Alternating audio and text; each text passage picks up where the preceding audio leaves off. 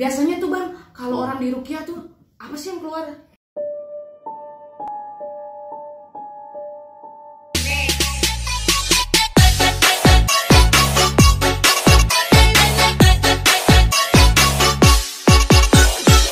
Biasanya reaksinya adalah reaksinya itu kepala pusing, nggak ada duit itu, dada berdebar-debar, kurang makan, diet kayaknya. Kemudian kaki ya baal atau kebas atau kesemutan. Udah mulai kerasa. Terus kemudian lari ke atas lagi ke daerah perut tuh biasanya terjadi reaksi seperti mual.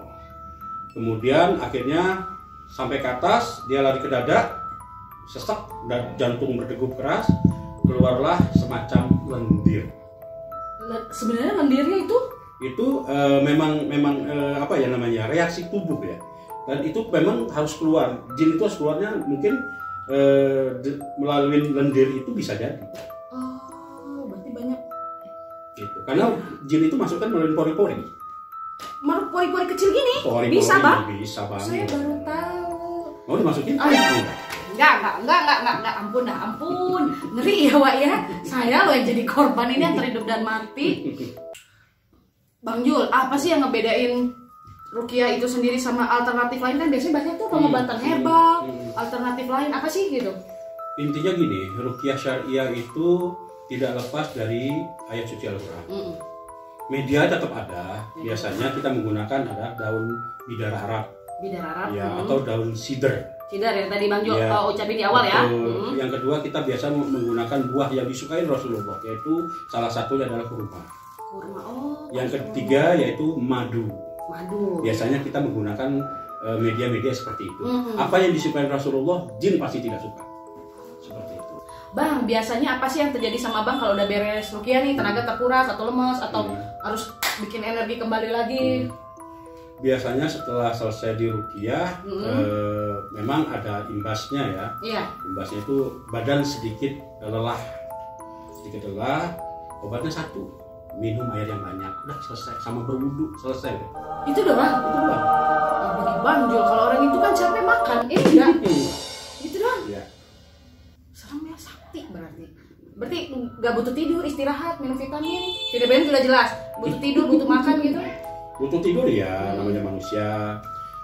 Butuh makan juga ya. Hanya ya seperti normal saja sih. Hanya efek samping daripada meruqyah kadang-kadang memang ke pribadi sendiri, ke saya. Nah, itu maksudnya. Jadi ada contoh kasus karena kiriman sihir pasien. Akhirnya kita yang ruqyah akhirnya ya dukun itu balas dendam. Tapi hasbunallah wa ni'mal wakil, ni'mal maula wa ni'mal nasir. Sebaik-baiknya penjaga, sebaik-baiknya pelindung hanya Allah. Terus Bang Jul, kok biasanya kok si Ustadz dukun itu, si usul itu kok tahu Bang Jul yang ngirim gitu biasanya? Sampai hingga akhirnya ke Bang Jul yang kena gitu? Jadi jin itu ngadu dia? Ya, dia mencuri berita di langit. Makanya uskun, salah satu uskun itu kita bisa melihat dari ciri-cirinya dia. Pertama adalah dia pasti menanyakan nama ibu kandung. Itu udah pasti? Udah pasti. Karena dia bekerja sama jin. Kalau ada ustadz seperti itu, kepret. Maknya namanya siapa gitu kali ya? Kepret apa? Gaplok gitu ya. Oh, gitu ya kurang lebih ya. Atau misalnya kadang ke keluarga gitu nggak ada, Bang Jul? Keluarga ada. Pernah? Ada pernah. Pasti pernah.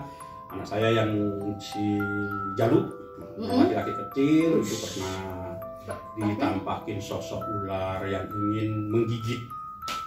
Tapi benar kayak mau ngegigit? Iya. Anak saya sampai ketakutan, kemudian saya ruqyah. Anak saya ruqyah aman alhamdulillah. Yang kedua anak gadis saya yang dua-duanya nih biasa saya ruqyah. Biasanya pulang-pulang jam 3 subuh saya ke ruqyah. Biasanya atau jam 2. Biasanya tuh yang buka pintu tuh istri. Tetapi biasanya. Tapi waktu itu kedua anak saya nih cewek ini kok tumben dia nggak tidur jam-jam setengah 3 subuh itu. Saya tanya kenapa nggak tidur, diam. Besok paginya baru ngomong bahwa di ruang tamu ini ada yang jalan. Yang kedua speaker bluetooth tiba-tiba bunyi gitu. Gangguannya cuma gitu doang, tapi kita jangan takut. Bang Jul ngomong gitu ya, kita ya. Ya, mudah-mudahan kita selamat pulang Bang, doa. Amin, insya Allah selamat. Nah, Bang Jul, ini tadi kan kita sudah menanyakan kurang lebih pengalaman pribadi Bang Jul nih. Nah, ini sekarang agak pengalaman pribadi Mak Win. Nah, dulu tuh Mak Win pernah diruqyah.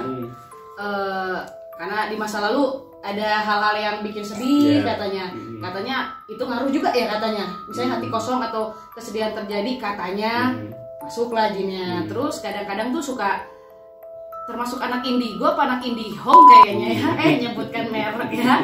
Terus kadang saya nggak Mak Win nggak bisa ngeliat tuh Bang Jul wujud rupa kadang, tapi kalau mata kayak tadi tuh ada yang lewat agak gimana gitu. Kadang misalnya kayak tadi kerasanya kok kaki nggak enak, ngobrol kepala kayak semutan gitu.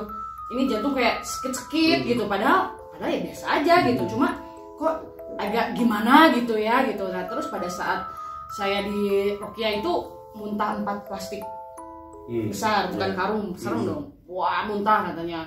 Banyak jin katanya ada beberapa, karena yang saya rasakan itu katanya saya ada keturunan, katanya darah kayak gitu. Itu tuh saya bisa hilang atau bagaimana gitu?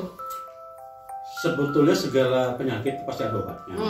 Dan pasti bisa sembuh insya Allah. Karena sekali lagi yang bisa menyembuhkan ada Allah dan diri sendiri. Dan itu niat, gitu kan. Itu yang pertama. Yang kedua, biasanya sih untuk wanita itu biasanya adalah reaksinya adalah panas di dada. Biasanya seperti setahu saya itu berarti apa? Biasanya permasalahan apapun, kesedihan apapun itu selalu dipendam. Itu perempuan. Itu deh. Itu dulu yang pertama. Yang kedua, bereaksi tuh tadi reaksinya mungkin bisa peka ya. Peka tadi lihat ini lihat itu, kemudian apa namanya? Masih ya seperti ini. itu.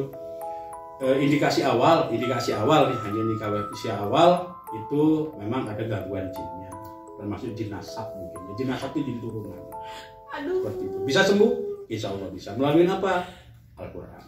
Iya, pertama kan suami aku tuh Bang Jul nggak percaya kan. Masa kadang suka kayak coba deh ini kayaknya ada sesuatu deh. Coba dicek kayak gitu. Setelah dia lihat, ternyata oke benar gitu. Karena pernah dia dapat di ruqyah masal, dia nggak percaya, dia malah tidur, ada orang yang muntah-muntah, ada teman-temannya yang teriak-teriak nangis, dia nggak percaya, dia tidur gitu. Karena benar yang Bang Jul bilang harus percaya ya, harus intinya. yakin dulu. Dia akhirnya lihat istrinya kayak gini, serem jadinya. Untung saya nggak jadi pamacan, nggak ngegerem-gerem, jadi siluman ular kan, serem gitu ya. Saya di ruqyah ada yang kesurupan, saya tinggal pergi, kan capek sendiri dia. Tapi bisa kalau yang kesurupan bisa pergi, enggak dia pernah ada yang sampai berhari-hari lama di tubuhnya. Itu tergantung daripada casing badannya yang dimasuki. Oh, kalau dia lemah? Kalau dia lemah ya mungkin lama dia kerasukannya. Jadi harus dipertanyakan kadar keimanannya seperti itu. Sholatnya juga dipertanyakan. Kalau sebentar berarti dia kuat iman? Enggak juga. Kirain. Kita kan nanya ya Bang, kagak ngerti kita Bang. Enggak juga ya? Alah, itulah Bang ya, makanya orang awam banyak nanya. Jadi nggak diotak-atik kan? Enggak. Bagus.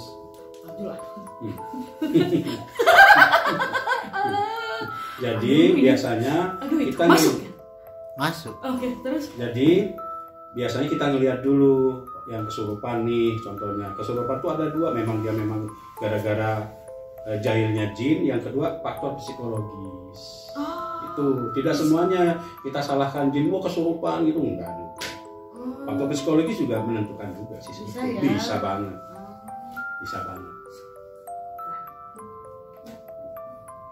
Panas nih lantai gua nih. Aduh, gimana nih?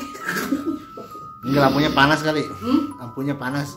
Enggak, ya kemarin syutingnya lebih lama daripada ini berkali-kali, ini bentar banget loh. Ya biasa. Ya udahlah ya, ambil aja positifnya aja Bang ya. Bang Jul, kalau boleh tahu nih ya, kan katanya anak aku tuh ada turunan, karena turunan tuh katanya nggak semua menderet, loncat-loncat, katanya paling kuat-kuat. Lanjut aja ya. Enggak kok, adanya nggak ngapa-ngapain kok. Enggak. Tangannya diem kok. Enggak, gua lihat. Itu sih ngeliat muka saya sendiri di kaca aja takut. Ini gimana Gua kalian? Lanjut lihat. nggak? Lanjut. Ya, udah masuk ya. Ini nggak ada editan loh ya, para pemuja ya. Nggak lah ya. Salah sendiri temanya ini. Kan kita jadi kena salah ya.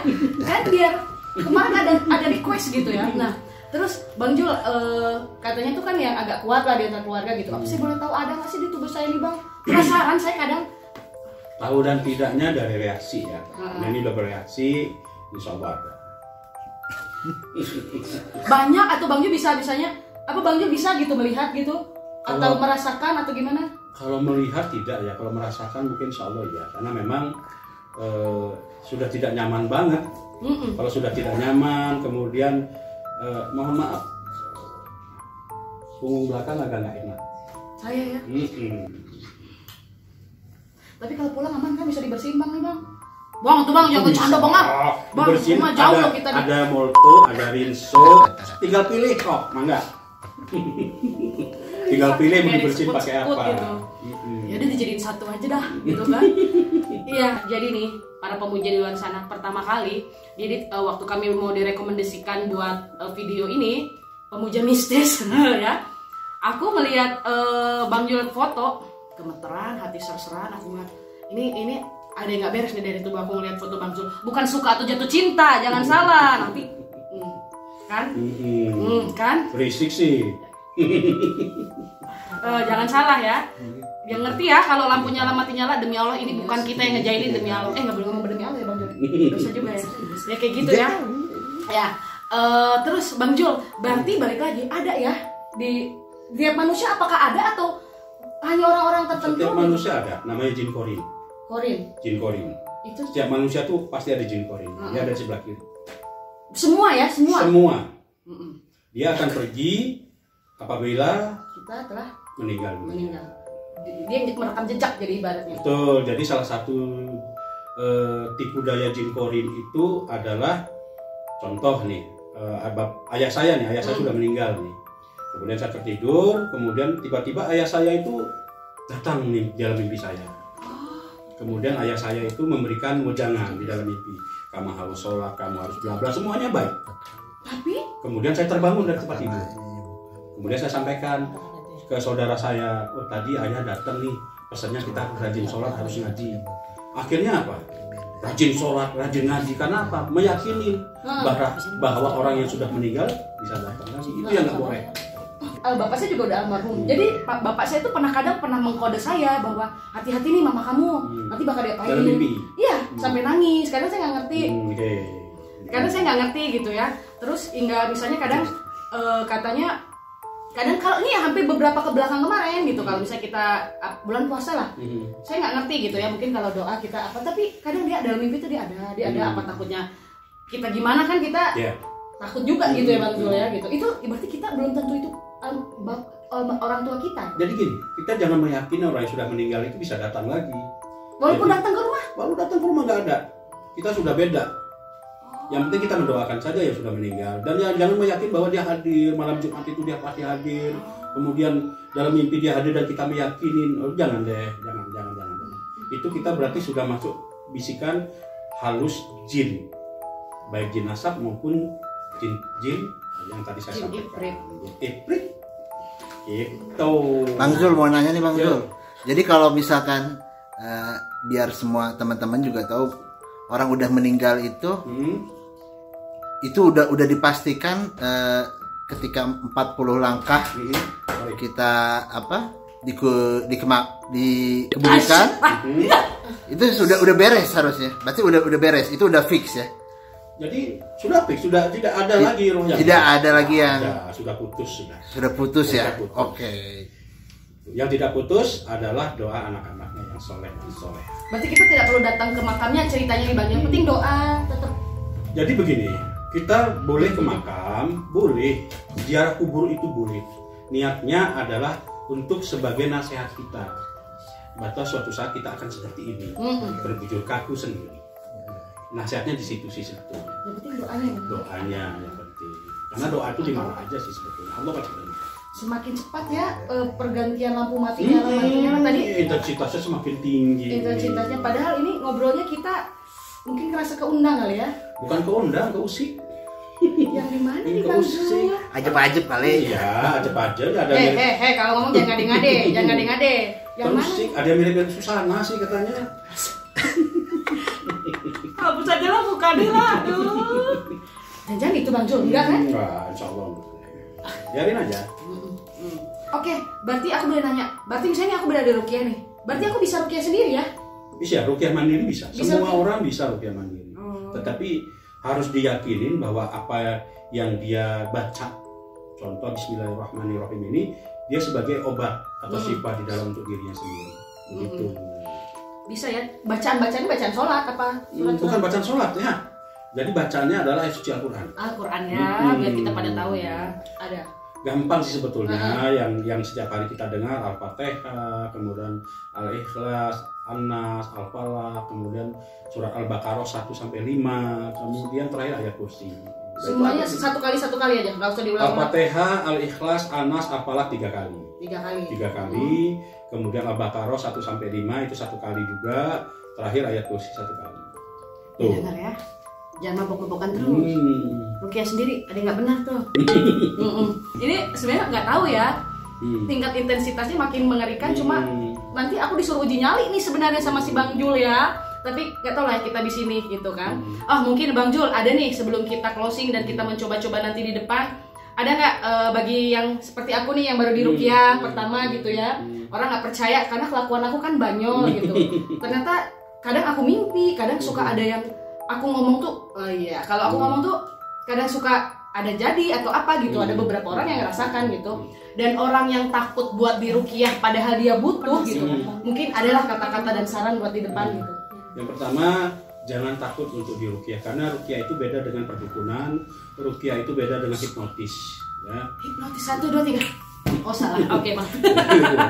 Jadi rukiah itu sebetulnya adalah untuk memulihkan stamina, kemudian menyehatkan jasmani dan rohani sebetulnya sih, karena semuanya yang kita lakukan bersumber dari Al-Quran, tidak ada di luar dari Al-Quran itu sendiri. Kalau Anda sakit, yang pertama Anda lakukan adalah ke dokter dulu, cek medis dulu. Setelah cek medis, kemudian tidak ada perubahan lagi, cek medis lagi. Tidak ada perubahan lagi, baru kita mencoba terapi rukiah. Jadi rukiah itu sebetulnya bisa untuk medis juga sih sebetulnya. Pernah salah satu kasus mah akut ya, mah kronis, karena mungkin si ibu ini ingin tubuhnya seperti langsing, seperti gitar Spanyol gitu, yang gini gitu. Serem ya gini gitu, ke bawah jadi takut ya. Akhirnya mungkin salah, saya kurang tahu juga. Akhirnya kena mah kronis. Sebetulnya obatnya banyak sih yang kita temuin sebetulnya. Akhirnya saya sarankan adalah pertama jangan sering minum kunyit, karena kunyit itu kan panas. Nggak boleh. Bukan nggak boleh, boleh tapi jangan sering-sering. Itu kunyit jangan sering-sering karena panas. Yang saya sampaikan ke si ibu itu adalah coba makan labu siam, direbus labu siam, dimakan biasa, direbus. Buat yang sakit mah akut nih, dengarkan. Yang kedua adalah madu dicampur dengan air panas atau air mendidih hangat itu. Enggak. Mendidih di Gunung Salak sana tuh. Kan? Di lapas sana gitu ya, terus? Diminum rutin selama 2 minggu. Sembuh akhirnya?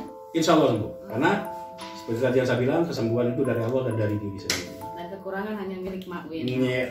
Nih, kalau misalnya buat para pemuja di luar sana, kalau aku sih ngerasa ini rekomendasi Pak Ustadz gaul banget ya, Mawin ya. Lihat aja setelannya dari ke bawah, bawa kayu lagi, deg-degan kita kan. Mana tahu Bang Zul pingin gitu ya, apa ada kita taruh nomor telepon atau Instagram di sini, atau kalau misalnya mau rukiah nanti kita taruh di bawah Bang Zul ya. Boleh.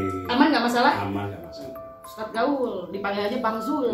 Aman ya. Aman. Nanti kalau mau kesini wah benar-benar deh. Yang penting satu, kalau kesurupan saya tinggal. Ada 2 alternatif, saya tinggal atau saya pakai alat kejut, setrum. Beneran setrum apa yang ini nih Bang Ju, kayu? Tergantung permintaan, mau kayu mau setrum. Jadi udah deg-degan, tenang itu enggak. Bagi kalian yang segala macam nanti saya bakal cantumkan nomor teleponnya Bang Zul di sini. Gak usah malu-malu karena yang seperti ini kehidupan aku setelah dirukiah, kehidupan aku tuh memang agak tenang Bang Zul. Alhamdulillah. Tapi yang kayak gitu nih masih tetap datang, jadi ya begitu. Ya karena tidak komitmen. Tuh kan tahu aja, karena memang surat-surat itu yang nggak diucapkan ya. Iya.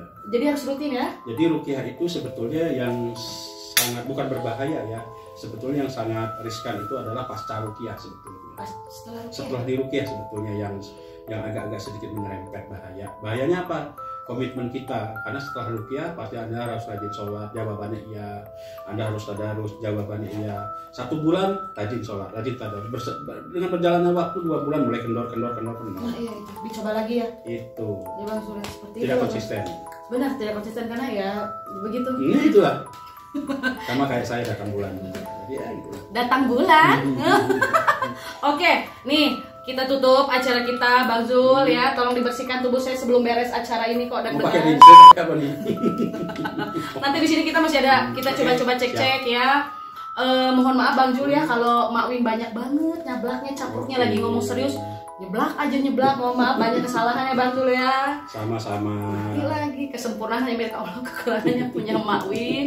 Ya, sehat selalu Bang Zul. Amin ya Allah ya Rabbal Alamin. Terus berguna bagi umat manusia yang ada di seluruh dunia. Ya, umur panjang. Amin. Insyaallah. Kita tutup Bang Zul bersama-sama. Assalamualaikum warahmatullahi wabarakatuh. Dah. Satenya Bang.